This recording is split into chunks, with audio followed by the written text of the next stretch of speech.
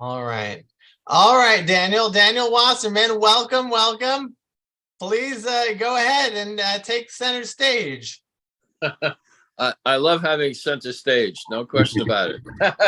Whether I'm on really acting or not. Well, first of all, thank you, Dan, and everybody. I was very flattered when you had invited me. Actually, rather surprised because, we've had a few Zoom meetings and we've texted and so forth, but I didn't know you had me in mind for this. But I was very glad when you did. First of all, before I even say anything, if you don't mind answering, how long has this group been going, and what was the idea to get it started? Oh, Daniel, always reversing, always up to new tricks. Okay. Well, the group is over 2 years old, and it started like during the pandemic when we felt we were all isolated and we wanted to connect with each other. And I thought, wow, why not connect on a spiritual level? Because I became very passionate about spirituality once the pandemic started, and everyone here, I think, feels the same way. That's it in a nutshell, Daniel. It's all you, Daniel. Now, no more reversals. Yes. It's like the therapist question, like it will always reflect it back to you, all right. Well, what you didn't say, Dan, I'm originally from New York. I moved here in 2017 at the ripe young age of 66. I'm now 72 years young, by the way, not 72 years old. I was born in Jackson Heights, Queens. Attended public elementary, junior high, and high school there, and then college out at Delphi University, Garden City, and I then moved in my early 20s to two sections of Brooklyn. Park Slope was my first section, and from the early 70s to about 2009. And then I moved to Midwood, Brooklyn, which was my very last neighborhood, stayed for until 2017. I never thought I would leave New York. And many people ask me, why did I move to, the windy city? And it is quite windy here and much colder. And I even had to put on the heat last night, believe it or not. Nothing spiritual than that. It just increases the bill. Well, anyway, so this is my location, and life is very different here than New York. It's like night and day. It's just two very different cities. As for this subject of spirituality, I never even knew what that word meant in, let's say, college time. In college, when I was going to Adelphi, I questioned. I said, I don't even understand what my religion is. My father was Jewish. Father's side is Jewish. My mother's side was Catholic, and she didn't attend church. My father didn't attend synagogue. There was no religion discussed, and I started to question, what religion am I? I relate to everybody, and I have no preferences particularly. So I didn't really understand, well, who am I in terms of religion? There was no discussion of God. The only word that was used was my father at the dinner table said, well, I consider myself an agnostic. And then I didn't even know what that was. So I questioned, what's the difference with atheism and being an agnostic? So then a few years forward, I realized, well, religion, if you're religious, it doesn't mean that you're spiritual. If you're spiritual, it doesn't mean that you're religious. You have to have your own definition of these things. The way I see it now, I always felt that I was spiritual in nature. And that means that I felt like a certain voice coming from somewhere else, going through me. In other words, do the right thing, Dan. this is your intuitive feeling about someone, or this is how you feel about things. This is the right course of action that's being guided by some other force, and it's going through me. That's how I kind of see spirituality. And that's how I live my life in a sense.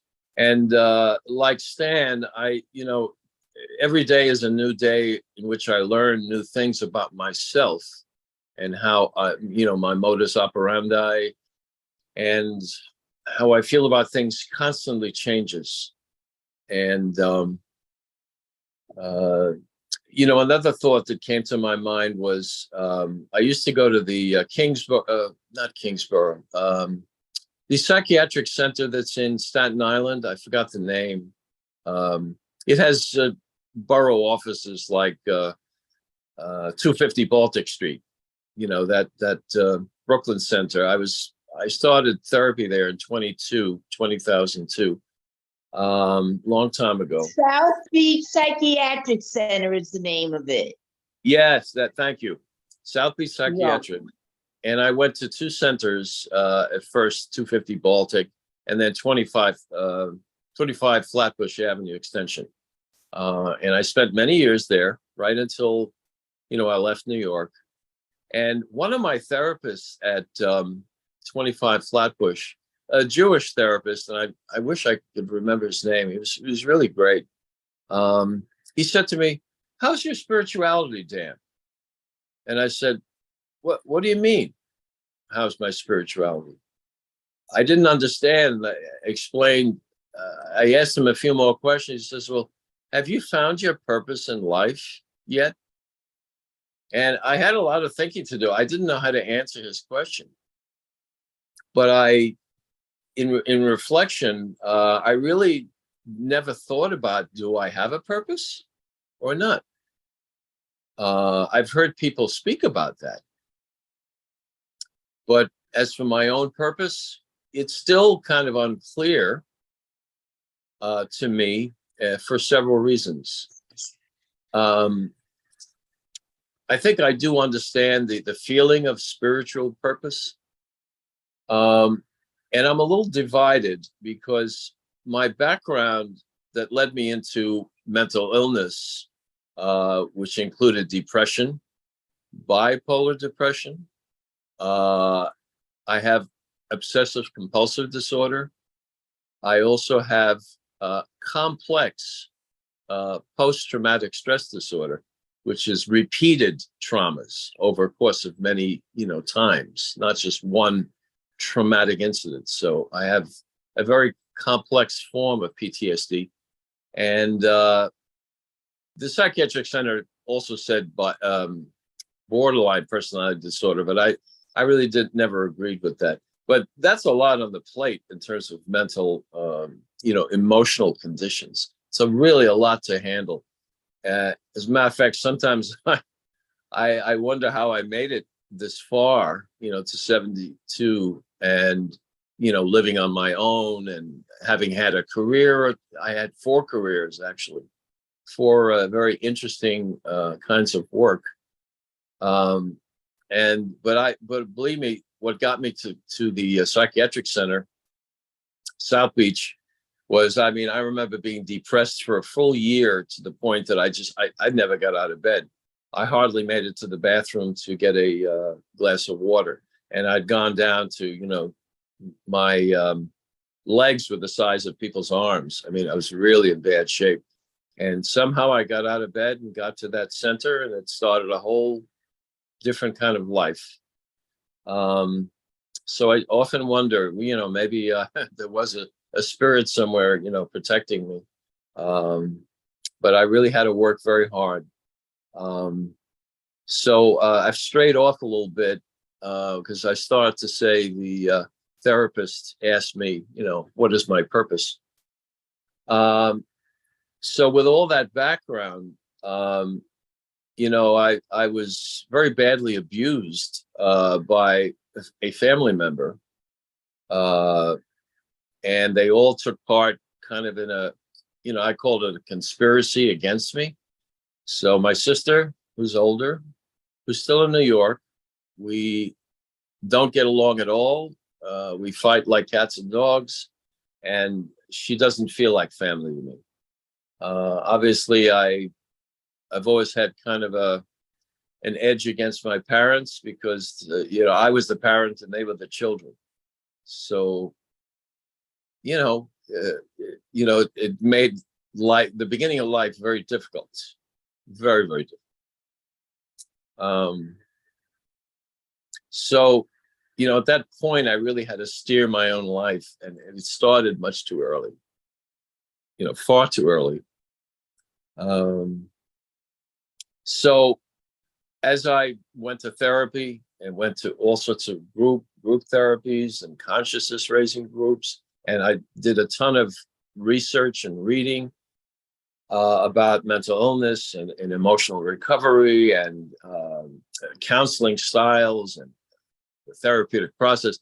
I'm both on both sides of the desk. I'm a student of psychology, and I have a master's in school counseling, and which is really gave me a lot of insights about not even so much as other people, but it gave me insights about myself.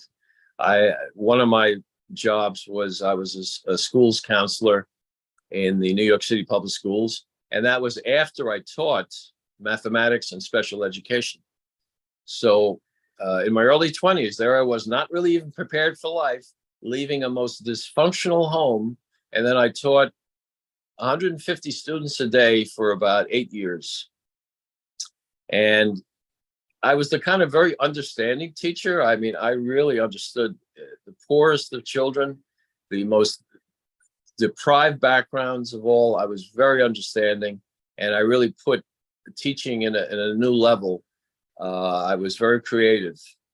I used to like to bring the outside world into the classroom instead of, teaching math by rote. I brought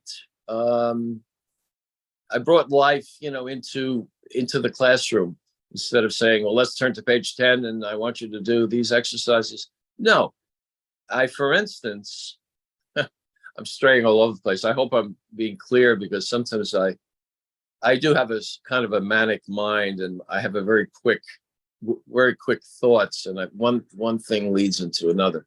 So if I'm confusing anyone or I'm not being clear, I would appreciate, a little halt. But my creativity in teaching math, because that's a very dry subject, and kids in poor communities, I mean, they really are so strapped for basics, just to learn how to add, subtract, do percentages and decimals. So instead of my saying, let's turn to page 10, a part of my very interesting work was I drove a New York City taxi cab in the summer of one of my college years. As soon as I got my driver's license, I was about 18, and I drove from June through September, and then attended my final year of college. In the taxi industry, there was when you take a taxi, as you know, in New York, there's a meter there, and you put the dollars on the meter, and then there's the driver gets a certain percentage of the fare. So in teaching percentages and decimals, I told the class, I used to drive a taxi cab, and I want to teach you dollars and cents, and how to give change to a cab driver, and so forth, things like that. And you should have seen the reaction I used to get from the staff when my fellow math department members found out that I was teaching that way. I was shunned. I was put into a corner, made to feel like I didn't know what I was doing. And I had this natural resistance kind of behavior. I argued with them and said, these kids are not learning anyway. We might as well try to give a little life to the classroom. I walk into some of the other rooms, and it might be very quiet, but it looks like they're bored as hell. It looks like they don't care a thing about learning. I'd like to bring a little life into learning. And, it really took a long time to get accepted in that department. Well, let me fast forward again. So I taught 8 years, and in special education, I moved to the high school arena. The math was in junior high school. I taught in Bushwick, Brooklyn, very tough Latino neighborhood at that time. High school, I actually taught near where I lived, which was John Jay High School in Park Slope. And special education, wow, that was an eye opener for me.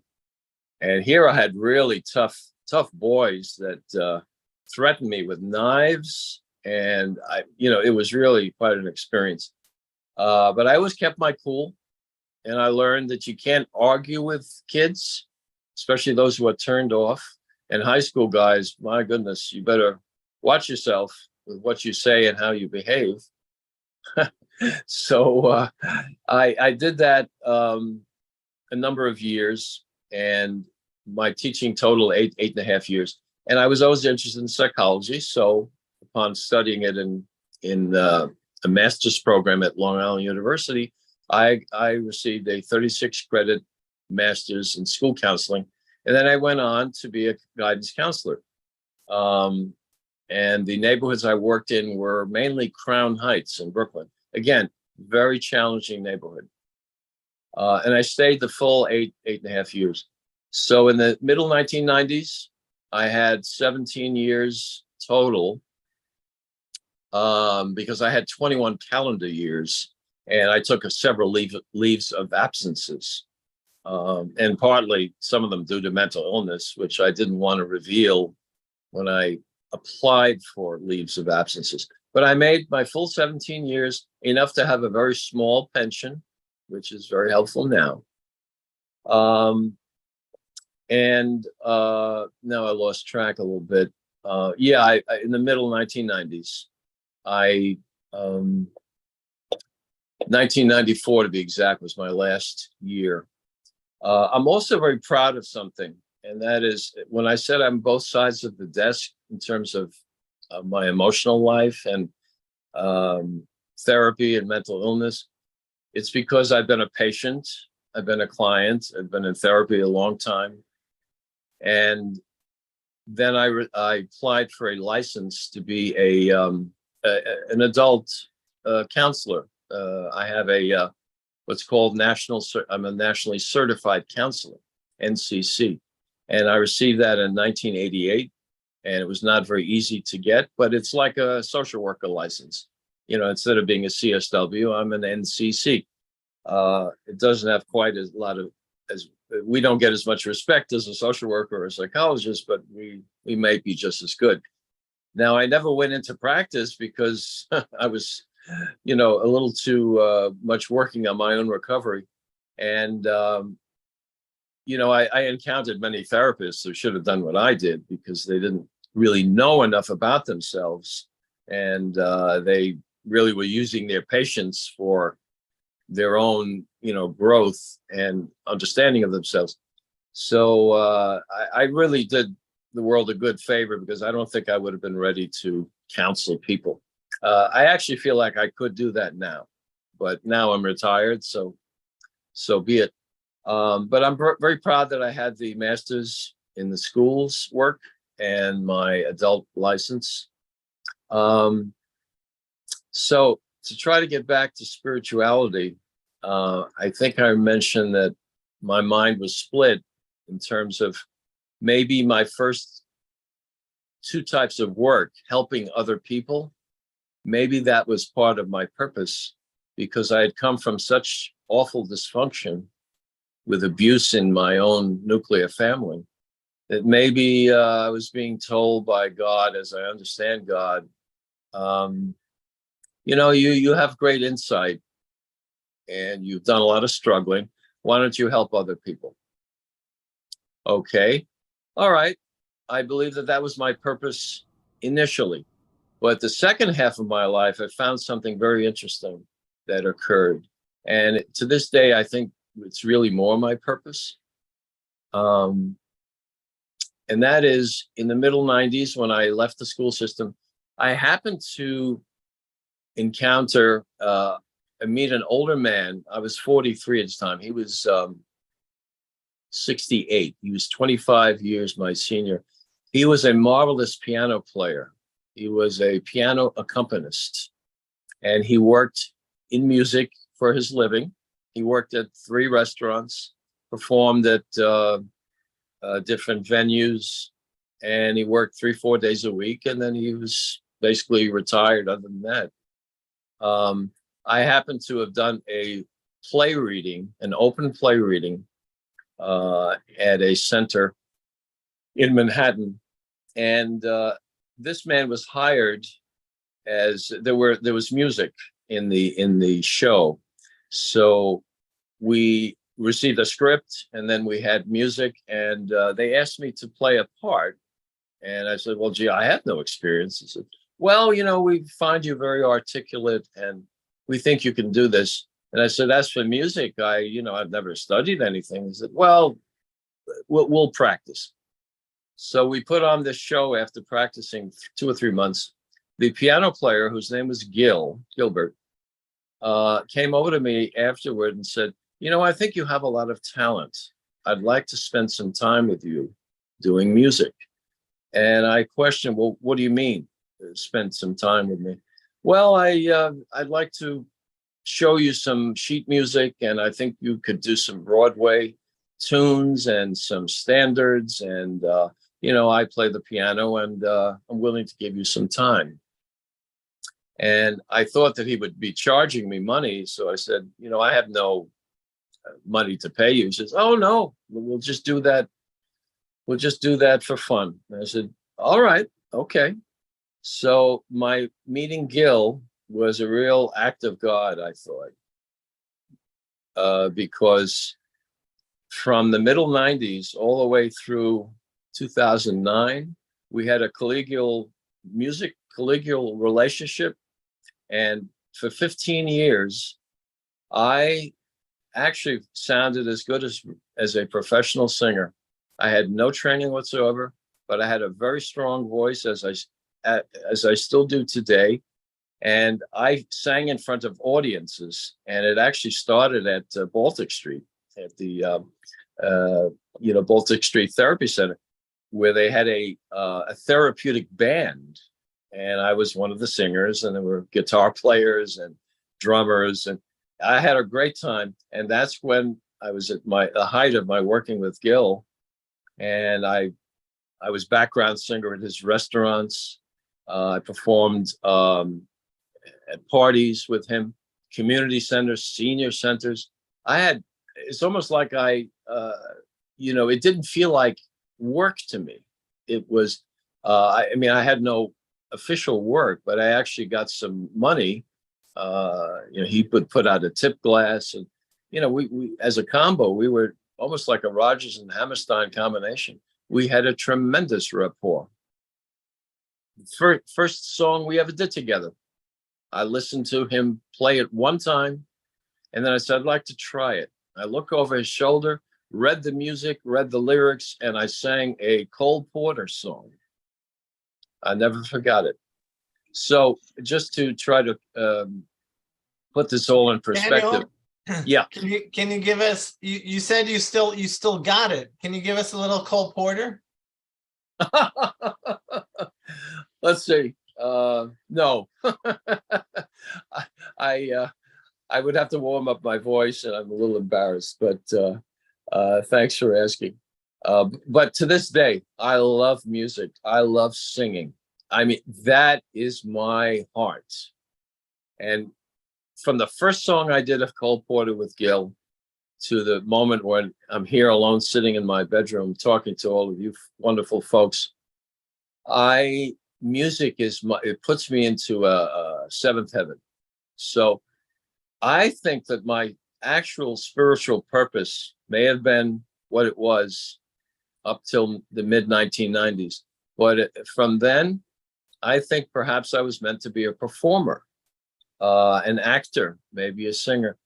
And I'll never know what it's like to really make a living that way. But in my heart, I feel like I'm this natural singer.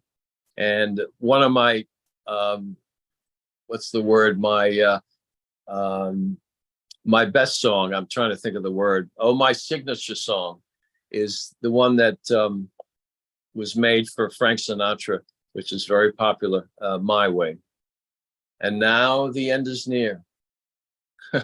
So I often sing that when I do karaoke. I actually performed that. It was a thrill at the Chicago Cultural Center. We have something that's in the mid what's called the Chicago Loop.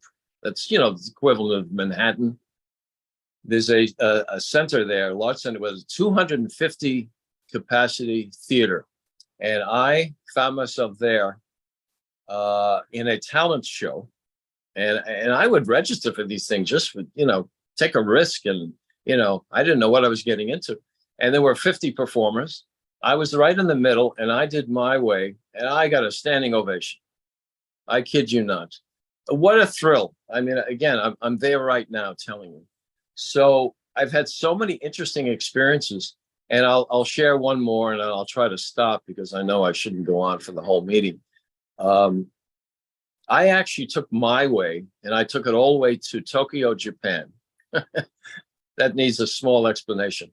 In 2015, excuse me, in 2015, I took my first Asian trip, and I spent 6 weeks in Tokyo, in a very nice, not in the glitzy glamour part of Tokyo, more of an industrial part.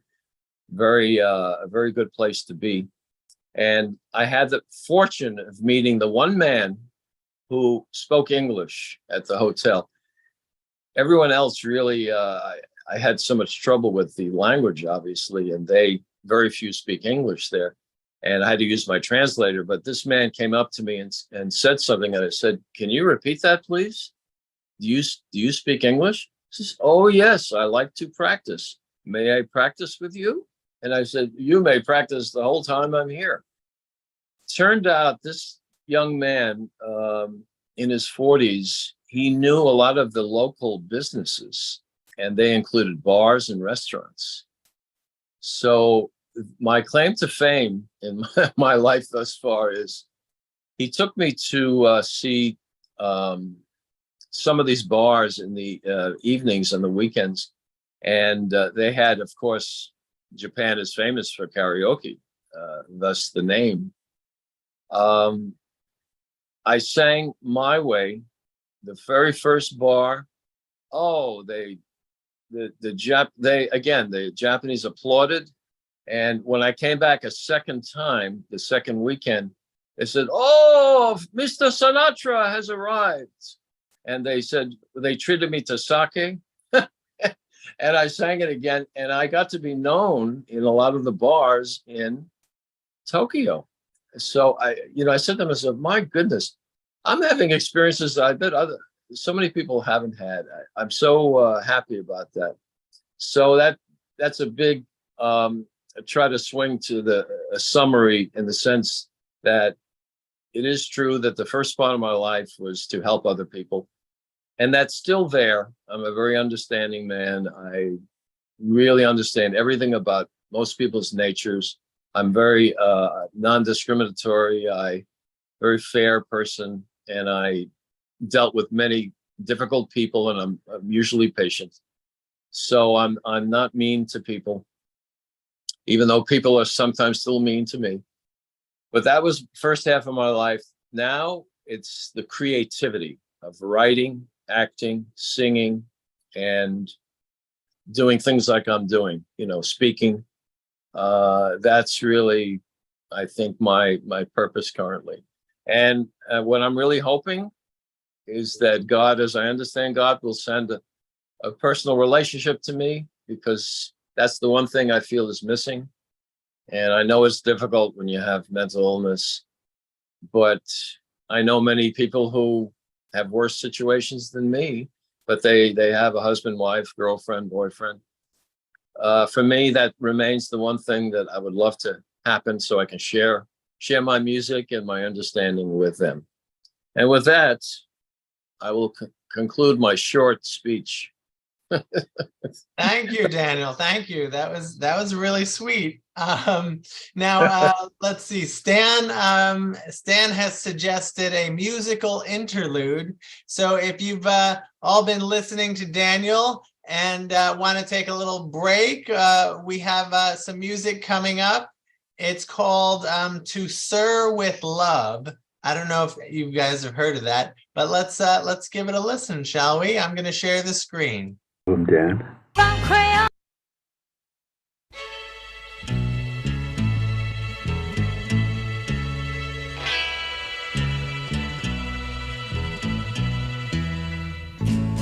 Those schoolgirl days of telling tales and biting nails are gone, but in my mind I know they will still live on and on. But how do you thank someone who has taken you from crayons to perfume? It isn't easy, but I'll try. If you wanted the sky, I would ride across the sky in letters that would soar 1,000 feet high. To serve with love.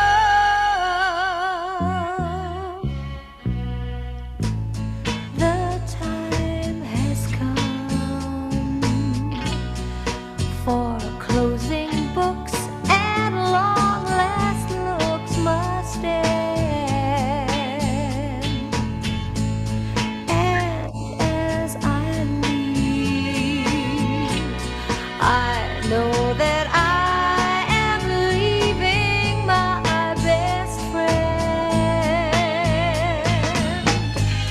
a friend who taught me right from wrong and weak from strong. That's a lot to learn. What can I give you in return? If you wanted the moon, I would try to make a start, but I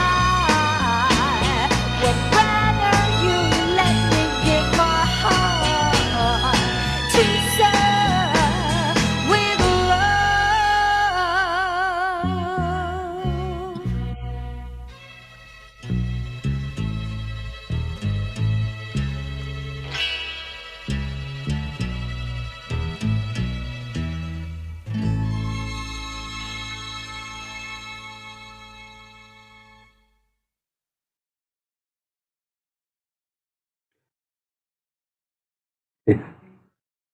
Thanks, Dan, for sharing that. When Dan was talking about his teaching history, it just the movie was just screened recently because Sidney Poitier passed on, and of course all his films sort of started showing up on television. So I just watched that a few weeks ago, and as you were talking about your experiences in those days, and I thought, like you were that kind of teacher, that was such a great movie, and he was such a great role, and the stories, the kids in that film seemed so familiar, and yet it was so long ago. But thanks for sharing that. Yeah, certainly. All right, so you guys, we heard some of Daniel's story that he wished to share with us, his vulnerability, his exciting experiences, as well as some of the tough times. Do we have any questions or comments for Daniel?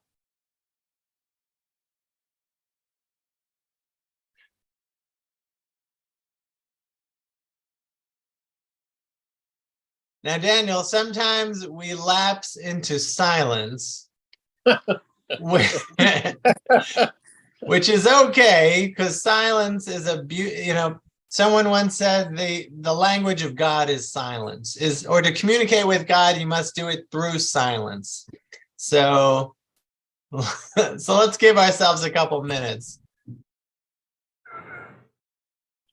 Oh, wait a minute. We got Ann Casper.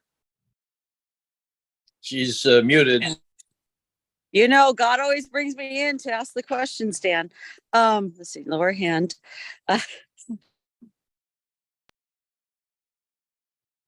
Lovely to be, oh my God, just to see like people for real in, I'm sorry, for real New York. It's like people I've never met, like in person. It was so cool from this group to meet like in human person. Okay, your talk, and I really appreciate it. And I find myself going to the teaching thing because I also taught special ed and taught in schools and things like that. And I also am going back to Japan. I also taught in Japan. Find the best school system. What would be the best school system for kids really to grow and learn? And how would you do that? Wow. That sounds like a question if to try to become a principal of a, of a community. Absolutely not principal. Absolutely not. From Wow. the teacher's perspective, from what you've learned, what you know from the kids, spiritual lessons that you've learned. Well, you know, obviously I would try to design a program that had a lot of experiential learning because, you know, let's face it, we've heard of college programs where the kids do work study and they go out and they actually have real life experiences. So to bring back to the classroom, but to just sit there, you know, for 6 hours a day and write, no. So I would involve businesses, political figures, people from all walks of life to come in to speak, to get the kids to be active and do things, get out of their seats, get physical sometimes, and experience, what there is out there and prepare them for the way, life actually is.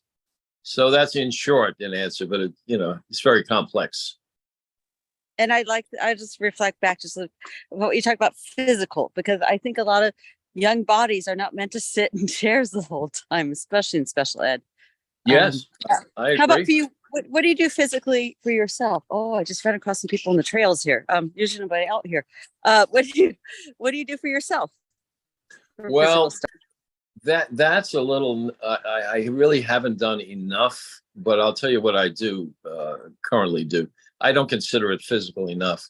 I'm in a senior men's softball league, and we play 2 nights. Yeah, we just started. We have a season till Labor Day. And the interesting thing is, I was really glad to get back to, playing the field and batting, hitting, which I did a lot as a kid. I was a pretty decent softball player. However, I just had a left hip replacement in January. So I really can't, I'm still doing physical therapy. So I do that twice a week.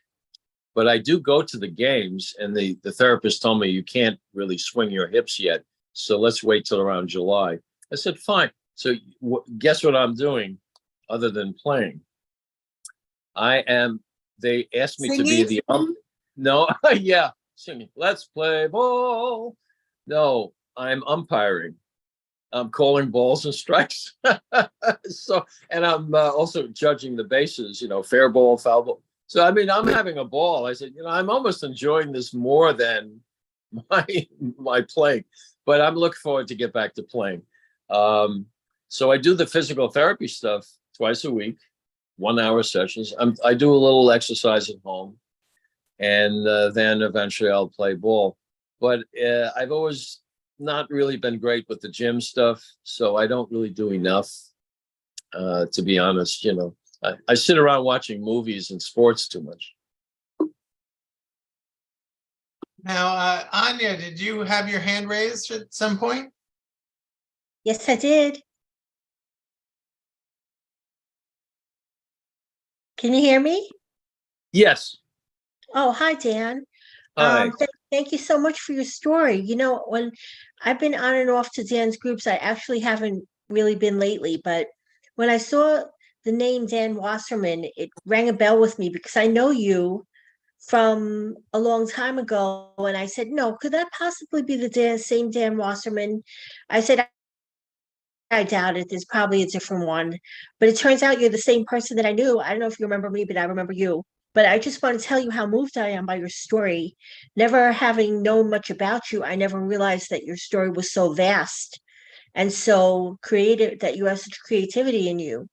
And I think it was a really interesting story. Especially, I love the way they interspersed "To Serve with Love" with your story. I don't know if you ever heard that song before. Was that the first time you ever heard it? Oh, no, no, no. Wait, but before you go on, Anya, where do you know me from, or where did we meet? I don't, because maybe I will I remember thought I you. met you either at postgraduate center. Did you ever go to postgraduate? Yes, I did. Yes, I know you from there. That was a therapy center, though. Yes, exactly. I went to therapy there for many years. And we bumped into each other in a waiting room, or were we in a group or No, something? I knew maybe from were you a member there as well, or just you went to No, therapy? no, I was just a client there for a while. Yeah, I just know you from Fountain House, from postgraduate, Oh, from those years of the 80s. yes. I you probably don't remember me, but I remember you very well.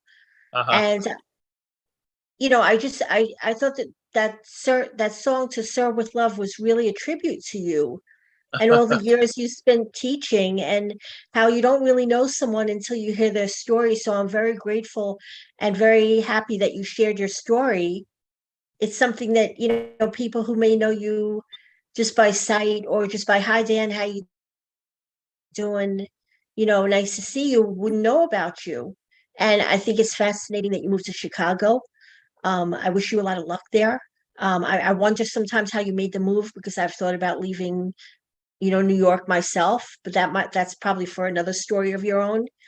And I just want to say, like, it's really great to see you, and I wish you all the best and good luck in Chicago. And it's just really great. And I wanted to ask you, and now that you've retired, do you ever think of coming full circle and working with children again? You faded out a little bit. Did you say, would I want to work with children again?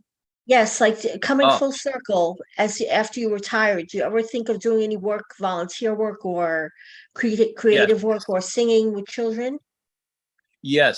I wanted to do tutoring, but it's very hard to find any work here in Chicago. Believe me, I tried since I was here, even volunteer work. I can't explain why. However, my real answer is this. I always felt I'd be a very natural husband and very natural father, even though my fathering was awful, very inadequate. So I said, if I want involvement with children, I wish that I could meet a woman who has children or grandchildren, and I would play a role, some parenting role. And it's such a shame. I really feel like part of my life is being wasted, not having some contact with children. So I really would love that to happen, and I still leave the door open, but it just hasn't happened. And Maybe that's it will that. happen. And Yeah, you never know. however long you've been in Chicago, I wish you the best of luck. And I think it's Thank you. fantastic. Your story is really amazing, Yeah, and you've come a long way. And it's really great to see you. Good luck. yeah. Thank you, thank you. Thanks to both of you who shared with me. By the way, you triggered something. I never mentioned my years at Fountain House, which I will. Maybe I'll speak another time. But I had some very great years at Fountain House. Great memories. Well, thank you, Anya, for those questions and those comments. Now we have Jonah. You came a little late. Are you still there, Jonah? I just want to ask, how are you doing, Jonah? I'm doing okay. Sorry I came in late. I just thought I would join today. I haven't been on for a while. Oh, so Jonah, I was just curious. How come you couldn't make it a little earlier? Sorry, I just woke up, so that's the truth. I apologize. I apologize. Well, you know what? Our answer to her is no soup for you. Okay. Okay, I thought I was in a peer zone where we have non-judgmental and acceptance and love. I'm in Oregon. I guess I'm too far from New York. Come on. No, there's no such behavior here, Anne. Okay, so now don't worry, Jonah. We have we recorded Daniel's words, and we'll share that with you and with everyone else, and you can catch what you missed. So Okay, thank you. all right. So does anyone have a song suggestion for another musical interlude? If you do, please put it in the chat. I would love to hear My Way. Oh, That's my signature song, and I do it better than Sinatra, by the way. I'm not kidding. but you won't do it for us right now, will you? Well, I suppose I could. How about if I just give you the background music and then you could sing over it, maybe? Well, I'll give it a try, but it is early morning. Let's see. All right, let me try. I better stand up for this. My big performance here. I'm getting nervous. I hope it works, because sometimes, like, when you sing, it'll cut out the music and we won't hear the music in the background. I don't know. We could try it though. All right, So let me know if it comes across. Okay. You might have to do it a cappella. Oh no, then I won't sing. What? Nope. I don't like aka or pella.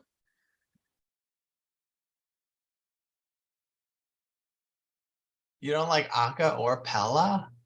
Oh my God. Okay, hold on, you guys. Be patient. Okay. I got that. Now I'm gonna share the video. And we'll try it, Daniel. I mean, if it works, if you don't, it's all about your comfort level. You know what I mean? Yeah, I really hope it does, because I really get into this song. Okay. Let's see am I sharing sound? Yes. Okay. And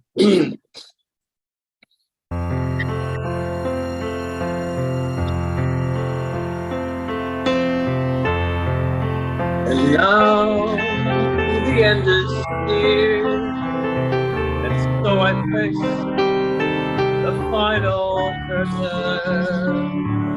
My friends, I'll say it clear, I'll state my case, of which I'm certain.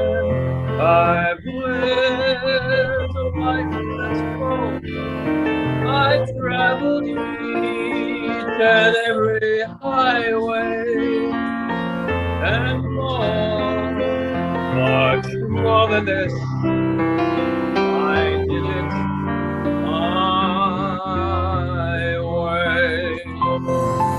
Regrets, I've had a few, but then again, the beautiful.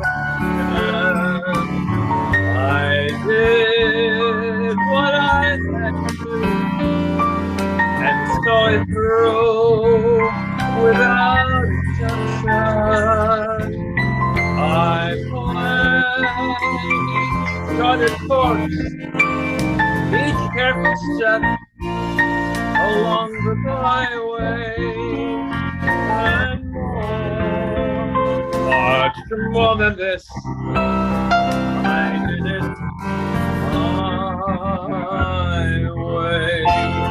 Yes, there were times I couldn't do, and I did all more than I could do. But through it all, when there was doubt, I did all.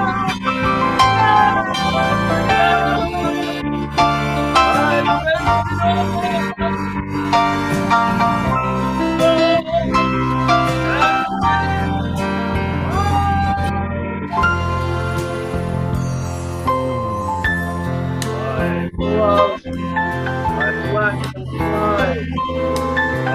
That's why I feel my share of misery.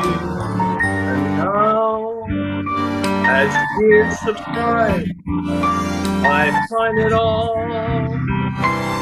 so amusing to think I did all that. And may I say, not in a shy way. Oh no, oh no, not me. I did it my way. Oh, what is a man? What has he got? If not himself, then he has not. To say the things he surely did, and not the words the record shows. I took the bull and did it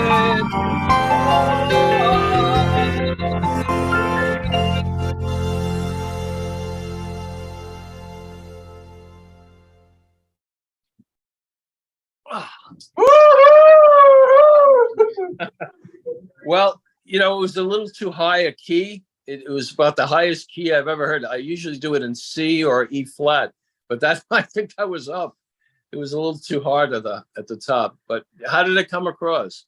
I found the music drowned out your voice a little bit, but I felt the passion. I don't know if that's true for it. Was just on my end, the music was a little loud.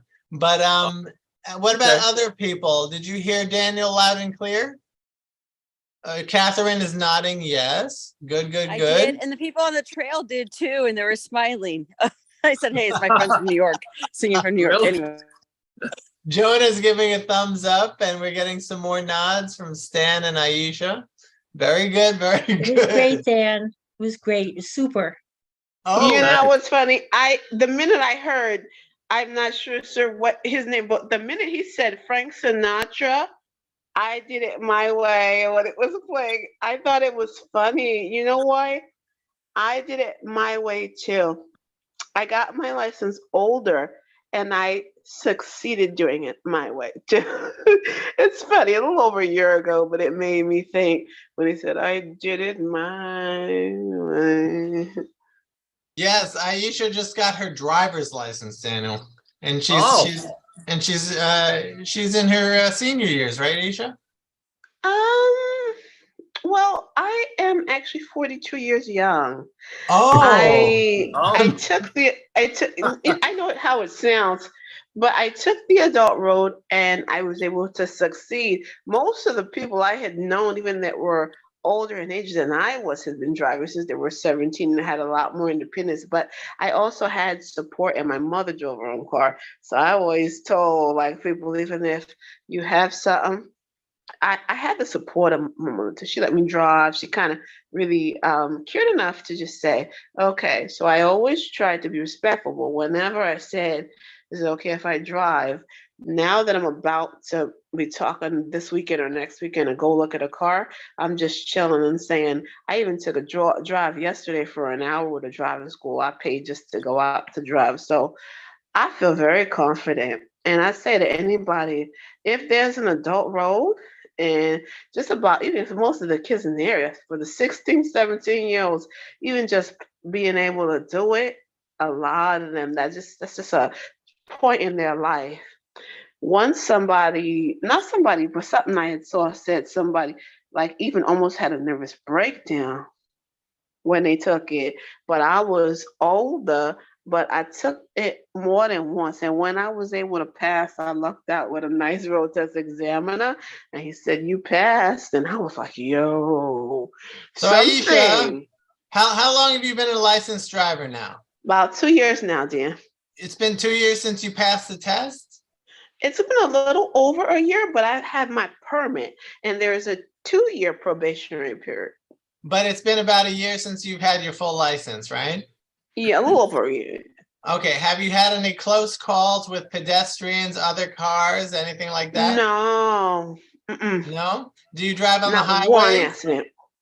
Do you, From time to time, when I was first learning, but not a lot. But I've driven, and I have a pretty good handle on my driving. My mom even told me I drive well. how far is the supermarket? Well, the supermarket we go to is Wegmans. It's like on the other side. You look like when you drive up route and you're driving and you look, but there's Do you have to a take the lot of highway stuff there? out. U.S. Highway 130 is on one side. Me and my mom might be going to Walmart, So, but we okay, do it so you once a need to month. take the highway to Walmart. It's not like that. It's just to go around. U.S. Highway 130 is a highway, but you just go straight up and around and you get to the Walmart. It's just depending on like what side. I'm not exactly sure all the directions, but the ones in the immediate vicinity, I can get back and forth to the library, back and forth to the Wawa.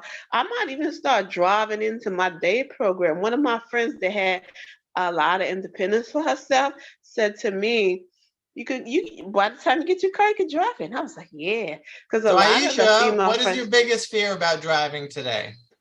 I don't have any big fears. I drove yesterday. I actually enjoy it.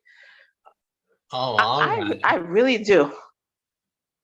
And I was just thinking the independence it will give me, but because I'm 42, I don't talk about it as much. But there's a 2-year probation period for driving in New Jersey. They don't just give you your license. Back when I was a high school student, they were a lot more lenient and things were a little different. It was much easier. You drivers there, they would even say, don't have your parents do it. Have your permit in the school, and then they will waive it and they would take you out. Most people around my age would say that was how it was, but have been a lot of changes, and one manual is in Espanol, the other one is in English, because Hispanics have become the largest minority group in the United States of America, and I was born in the US. So the minute I was able to pass the knowledge test, it was such a confidence booster. And I said, this is a 2-year probationary period. I tried to be respectful. Even when I had friction with the people that were teaching me from time to time, I said, I'm trying to be teachable because I want to learn. I practice a lot. But the thing made it, I lucked out and got an examiner that said, all right, you passed. You were. Some of Well, them we're are very very, happy. We're very proud of you, Aisha. And thank you so thank much, you for Tim. That sharing means that you did it. a Yeah, you did it your way. lot. And succeeded that way. I'm All 42 years young. All right. All right. So now we're at the 20-minute mark, 22 minutes to be precise. Does anyone have any comments or questions or a direction for a new conversation about spirituality? Okay, let me see. Anyone who hasn't come forward yet, who hasn't spoken much at all, or a very teeny amount, to come forward? Yes, Catherine. I haven't spoken at all this time, but what is it that you want to hear, Dan? What is the journey of about Well, spirit? either you have a comment or question for Daniel, or you have a related subject that you'd like discussed related to spirituality. Okay, well, I came a little bit late, and I'm hearing Daniel's what his priorities are now in his life and what he'd like to be involved with. And so I'm wondering, unless he already has said something about what made you move to Chicago when there's so many more. I mean, I think volunteer jobs or community things you can get involved with to meet the kinds of people maybe you might want to meet for accomplishing the kind of goal you would like to. Don't give me anything that's not mine. You do you hear me, Daniel? Yes, yes. Yeah, So because not only volunteer work, but also romantically or family-wise job, it's a little harder, like you expressed in Chicago. yeah, yeah. Well, everyone asked me that when I moved here, and these people I still know in New York ask me, well, why did you pick Chicago? Well, the answer was simple. When I first came here was 1983 for actually it was a counselor's yearly convention, yearly meeting, counselors group, American Association of American Counselors. And I loved the city. It was easy to get around. The transportation was excellent. The people seemed very nice, a little less gruff than New Yorkers, seemed a little more down to earth. And then I was impressed that they had a beach. They had a beach right in the central part of the city, and you could walk to the business district, but the real reason I came was chasing a dream, in the sense that one of the biggest mistakes in my life, and I haven't forgiven myself, I happened to have met a woman. I bumped into a woman on a Saturday morning in May, exactly 21 years ago. I was there for a weekend with a group called Recovery Incorporated. I'm sure you've heard of it. It was Dr. Abraham Lowe, and it was based in Chicago. So I went with a group, and we went on a walking tour, and I strayed off, and I went to a library, and I was going to meet them for lunch. And at the library, I met this woman who was carrying all these heavy textbooks, and she was walking down the staircase, and she grabbed my arm, and I said, "Oh, let me take those books and carry them for you." We had a conversation in the light, and she was just, I was enamored. I mean, not only she was beautiful, but she was so smart and so responsible to be in law school, studying for her law boards so that she could support her career as a writer. So, I mean, my eyes went, bulging at the top of my head, because she had physical beauty, and I felt like, oh, well, she and I are definitely a pair. But I was so frozen. I'm a very late bloomer, and I was so nervous. And here I am, 51 years old. And I just, after the conversation, I didn't ask for her number. I didn't give her mine. And I just departed. And if I had been there today, I mean, I think we'd be married already. Anyway, so many years passed, and I visited Chicago again frequently, and I still enjoyed it. And I said, you know what? I think that my nature matches people here, and maybe I can find her. Of course, that's a needle in a haystack. So, that has never come true. But these all contributed to my moving to a place that's 7 or 10 degrees colder than New York, and very few sunny days. And I didn't move here for the weather. So, but I'm still in pursuit of a warmer climate. And I do have cousins, my remaining family. I have cousins in a town in South Carolina. And I have gone down there. It is much warmer.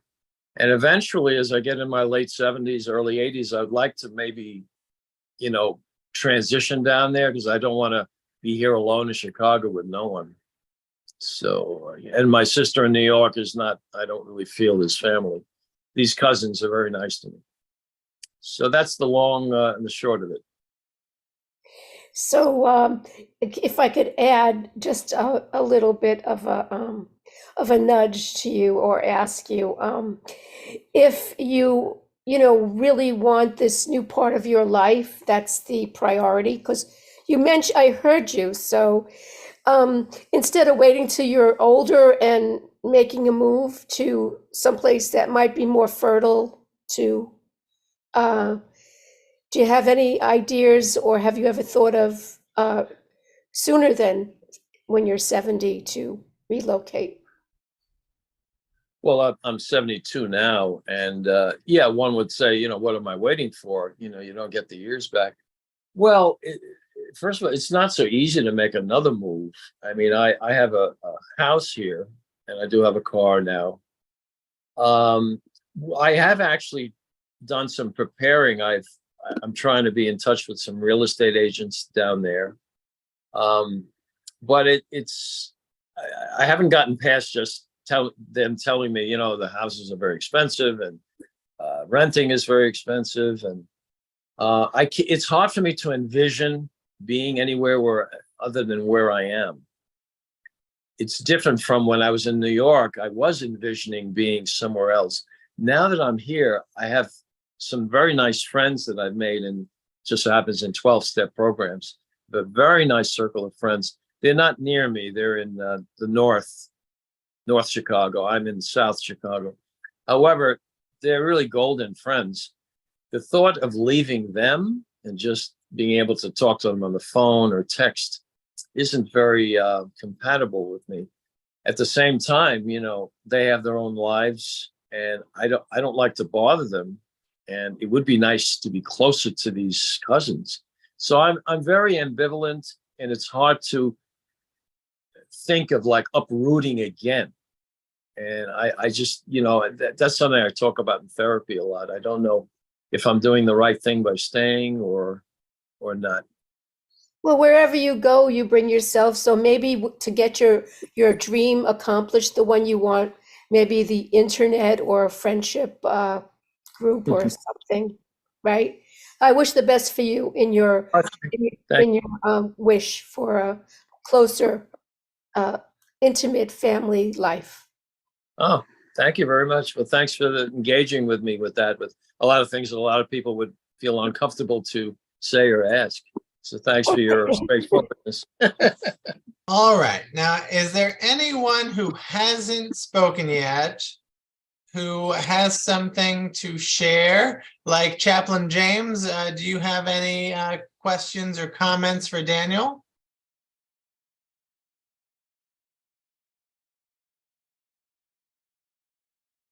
Chaplain James, we know you're there. Speak up, Chaplain. He fell asleep, Dan. He was on the couch.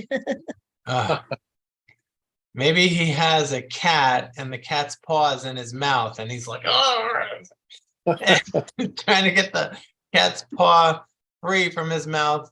Okay, let's not think along those lines. What about you, Jonah? Jonah, you've heard a little bit more of Daniel's story. Any questions or comments or any subject for conversation, Jonah? Not so much, but I think I could understand, like, I think I can relate to you about like not having family. You have so many family, but yet no one is your family. So is I'm going through that. So it's important for me to go out there and not isolate and try to mingle and connect with people so I don't end up living alone by myself. So it's a work in progress. Yeah. No, that's a good point. I thought to mention this popped in my head. It's very well known, in New York, and I was going in New York, there's the meetup.com, it has an app and all these activities for singles. And again, I bring this to therapy a lot. Sometimes I register to go to a meeting, but something like karaoke. Well, wouldn't I enjoy myself there? I sign up. I say I'll be there.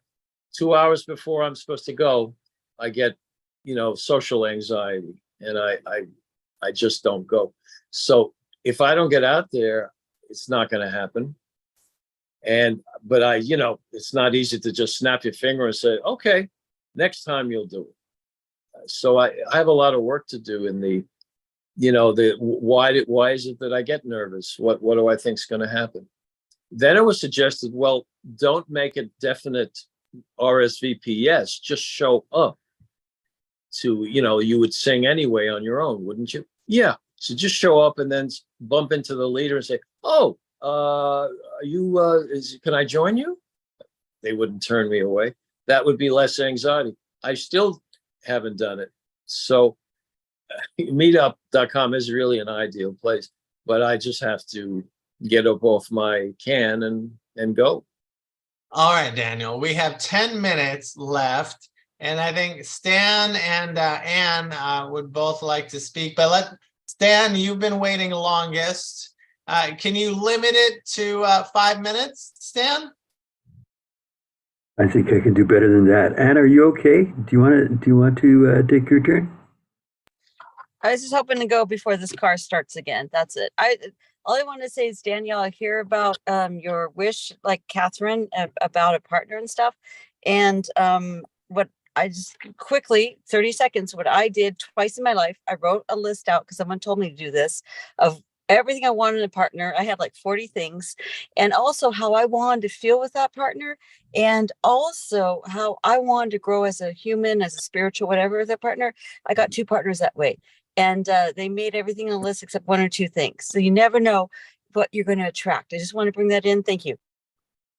Thank you. A lot of wisdom in 1 minute. Thank you, Anne. So my observations. By the way, Daniel, I grew up in Chicago. In the 50s, we lived in the South Side, down near around 62nd, 63rd Street, close enough to Cottage Grove that we used to walk down to the beach there when I was a kid.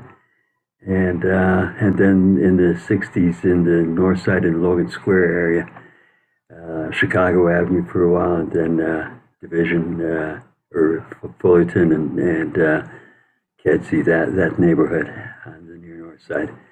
And my dad passed away in 1967, and I was going to go to university, but I couldn't get it all together. And my mother was out kind of walking the streets, and I didn't know what she was doing. And Aisha, the way I learned how to drive was I took my dad's 1960 Falcon a couple of days after he'd passed on.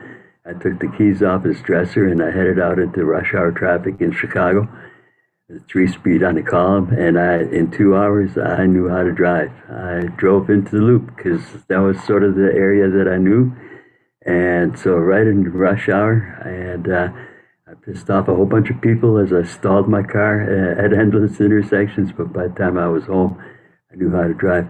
Daniel, what I want to say, and that song "My Way" is a powerful song, and it talks about this individual, accomplishing all these things, because of their will, and they always do it my way, eh? And I struggled, for many years. I knew that I was smarter than everybody else, and I was going to do it my way. I did not want to be a part of any one group or anything. I was always going to do it my way. And my way led me into both some mental health issues. I had always watched myself for signs of schizophrenia and seemed to be quite sane, but I didn't realize I was also dealing with depression, anxiety, OCD, PTSD, and all these other things. So having done a whole lot of drugs in the late 60s, early 70s, and stopped doing all those things, I found alcohol in 1977, and very rapidly became an alcoholic and almost destroyed my life once, and found myself letting go of my way. I had to do those steps. I had to accept my powerlessness. I had to ask for help, and I had to accept that I was going to be given direction, and I didn't have to follow it. If I was going to get better, if I was going to get my life back, it was incumbent on me to follow that direction. And so I feel today. So today I have a wife who has been disabled. She had, I was already sober, and it's a good thing, In 1996, she was teaching in an inner city school, working with, we don't have such we have a very large and very challenged indigenous population here. So she was working with a group of indigenous kids. Anyways, one day we were out for coffee at a little cafe called Heaven, and she went face down in her blueberry pie. She'd blown out an aneurysm in her lower brain, and she became disabled. So since '96, or for 27 years now, I've been a caregiver. She spent 9 months in the hospital, came home, couldn't walk, couldn't do anything. We had to start from scratch, and she got better and better. And then over the last 7 years or so, she has, on top of her disability, also been progressing in dementia. So, and this is what I've got, and it's not like I asked for it. What I wanted to be was a rock and roll star. I wanted to be, I picked up photography as a way of making a living, partly because it allowed me to be self-employed and I didn't have to have a boss. and partly because it was kind of a charismatic and interesting creative profession, eh? And so I did that. Where was it going? The thing is that today I feel like this is what I've been given, rather than what I wanted. I've had to learn to want what I've been given. And this is what I've been given. People, might look at my wife and might question, why are you still with her? And because this is the one that was giving me the love to look after her ultimately, because she needs care and support. And so since 83, when I got sober the first time, because there was a second time, but I've turned my will over to this something greater. And I'm an agnostic or an atheist, or I grew up in a Catholic faith and 12 years of Catholic school, and I turned my back on that because it didn't work. It didn't make any sense, I have no idea where it is, but there's this mysterious element which ties back to why we're here, which is to talk about spirituality, because out of this, for me, comes my sense of the spirit, because I have learned my connection to the world around me, and I've learned something about who I am, although just like you, like we're still trying to figure out what that means. And it's changing from day to day as our circumstances change. So we're constantly recreating ourselves in a sense. But also finding a way where I fit in the world and how to be in relation with all of that. For me, spirituality is the connection that we're sharing by talking about these things together on the screen today. I'm so blessed. The pandemic came and brought us Zoom, and we can connect from all these places about things that we all care about, that we share some interest in. So that's just some observations, but I'd really be curious, like how that reflects in your sense. I don't know if there is no right or wrong. There's just what works. It's pretty relative, I think. But what do you think? Well, I'll just be brief. First of all, thanks for very interesting things you said. I'm actually in the same place as you. Through my own will, I've just accomplished an amazing amount and done things my own way. However, I've been making a transition to the 12-step philosophy that I can't always, my will take me in the wrong places, that I have to learn acceptance. So, and all my friends are now from the 12-step program, addiction programs, alcoholism, you name it. So I'm getting a lot of help through the 12-step programs and therapy still, and trying to modify my ways of living.